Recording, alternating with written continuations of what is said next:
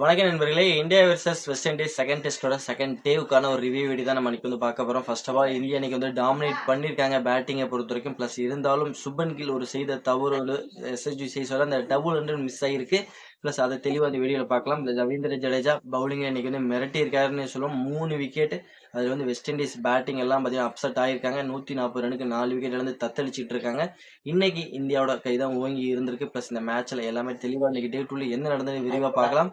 அதற்கு முன்னாடி இப்போதான் நீங்கள் இந்த ஃபஸ்ட் டைம் நம்ம சேனலுக்கு வரீங்க அப்படின்னா மறக்காம நம்ம சேனலை சப்ஸ்கிரைப் பண்ணிக்கங்க. பக்கத்தில் பெல் ஐக்கான் இருக்கும், அதையும் கிளிக் பண்ணிக்கங்க. அப்போ தான் நம்ம போடக்கூடிய வீடியோஸ் எல்லாமே பார்த்தீங்கன்னா உங்களுக்கு வந்து நோட்டிஃபிகேஷன் வரும். வாங்க நண்பர்களே, தெளிவாக வீடியோவில் போயிடலாம். India versus west Indies first நாள் இந்தியா வந்து பார்த்தீங்கன்னா 318 ரன் அடிச்சிருந்தாங்க. வெறும் 2 விக்கெட் மட்டும் தான் இழந்திருந்தாங்க. ரெண்டாவது நாளாட்டம் எந்த அளவுக்கு இருக்கும், இந்தியா வந்து டாமினேட் பண்ணுவாங்களா, இல்லை வெஸ்ட் இண்டீஸ் வந்து பவுலிங்கில் வந்து ஏதாவது மேஜிக் வந்து பண்ணுவாங்களா நம்ம எதிர்பார்த்துக்கிட்டு இருந்தோம். ப்ளஸ் ஆனால் அது நடந்ததுன்னு சொல்ல முடியாது. அது நம்மளே வந்து ஏற்படுத்திக்கிட்டோம்னு நம்ம வந்து சொல்லும். இந்திய அணியை பொறுத்திருக்கோம். எஸ்எஸ்வி ஜெய்ஸ்வால் வந்து டபுள் வந்து அடிப்பார். ஜெய்ஸ்வால் வந்து ஒரு 200 ரன் இன்னைக்கு வந்து அடிப்பார்ப்பா அப்படின்னு நினைச்சிட்டு இருக்கும் போது தேவையில்லாத ஒரு ரன் அவுட் மூலியமா அவுட் ஆனாரு. அதுக்கு கில்லும் ஒரு காரணமாக இருந்தாருன்னு சொல்லலாம். பிளஸ் ஜெய்ஸ்வாலும் ஒரு காரணமாக இருந்திருக்கு. 2 பேரோட தவறு தான் இன்னைக்கு வந்து அவரோட டபுள் வந்து மிஸ் ஆயிருக்கு. டெஸ்ட் மேட்சஸை பொறுத்த வரைக்கும் எப்பவுமே ரன் அடிச்சுக்கலாம், நீங்க வந்து பொறுமையா விளையாடலாம், சிங்கிள்ஸ் ஓடணுங்கிற அவசியமே கிடையாது. அப்படிப்பட்ட சூழ்நிலை தேவையில்லாம ஃபீல்டர் கைக்கே போன ஒரு பாலுக்காக பந்த போய் நீங்க வந்து தேவையில்லாம ரன் அவுட் ஓடி ரன் அவுட்டும் ரன் அவுட் ஆகிருக்கீங்க. அதே ஜெய்ஸ்வால் செய்த ஒரு தவறுன்னு சொல்லுவேன். கில்ல பொறுத்த வரைக்கும் என்ன தவறு செஞ்சதுனால வந்து பார்த்தீங்கன்னா இந்த ரன் அவுட் ஆனார் அப்படின்னா, கில் ஓடி இருக்கணும். என்ன பொறுத்த வரைக்கும் கில் வந்து ஓடாமல் விட்டதுனால தான் வந்து இந்த ரன் அவுட் ஆகிருக்கு. ஏன்னா ஜெய்ஸ்வால் வந்து பார்த்தீங்கன்னா கில் க்ளோஸாக வந்துட்டு ரிட்டர்ன் வந்து பார்த்தீங்கன்னா அவரோட பேட்டிங் எண்டுக்கு போனார். அப்போதான் வந்து விக்கெட்டே விழுந்தது. ப்ளஸ் அவர் வந்து ஒரு பேட்ஸ்மேன் ரன் அடிச்சுட்டு அவ்வளோ தூரம் வந்துட்டு ரிட்டர்ன் போய் அவுட் ஆகிறதுக்கு ப்ளஸ் கில் ஈஸியாக ஓடி இருக்கலாம். ப்ளஸ் ஆப்போனன்ட் எண்டில் தான் இருக்காரு. அவர் எந்த நேரமும் ரன்னிங் மூமெண்ட்ல இருக்கக்கூடிய ஒரு பிளேயர். அப்படிப்பட்ட பிளேயரை வந்து ஓடி இருந்தாருன்னா ஈஸியாக இந்த ரன் அவுட் ஆகிருக்காது. ப்ளஸ் அவர் சைடும் தவறு இருக்கு. ப்ளஸ் வந்து நம்ம ஜெய்ஸ்வால் சைடும் தவறு இருக்கனால தான் இந்த ரன் அவுட் ஆகிருக்குன்னு சொல்லும்.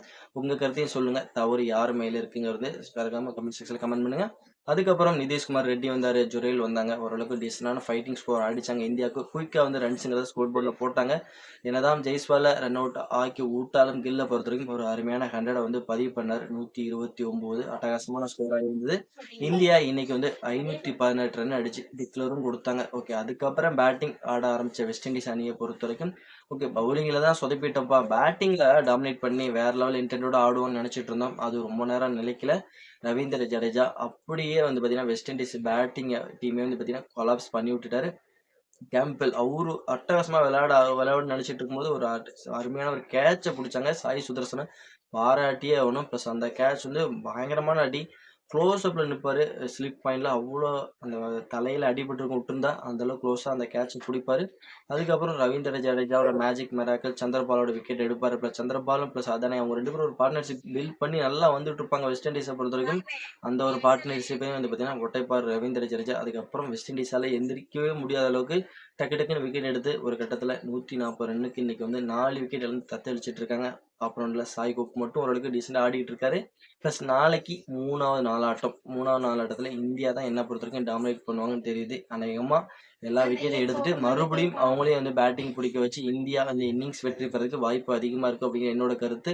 உங்களோட கருத்தையும் நம்மளோட கமெண்ட் செக்ஷனில் கமெண்ட் பண்ணுங்க. நாளைக்கு வெஸ்ட் இண்டீஸ் என்ன பண்ண போறாங்க, டாமினேட் பண்ணுவாங்களா, இந்தியா வந்து பார்த்தீங்கன்னா மறுபடியும் இன்னிங்ஸ் வெற்றிங்கிறது பெறுவாங்களா, கில் அண்ட் ஜெய்ஸ்வாலோட அந்த ரன் அவுட் பிரச்சனையை பற்றி நீங்கள் என்ன நினைக்கிறீங்க, யார் மேலே தவறு அப்படிங்கிறது நம்மளோட கமெண்ட் செக்ஷனில் கமெண்ட் பண்ணுங்க. நம்ம வந்து நெக்ஸ்ட் வீடியோவில் பார்க்கலாம் ஃப்ரெண்ட்ஸ்.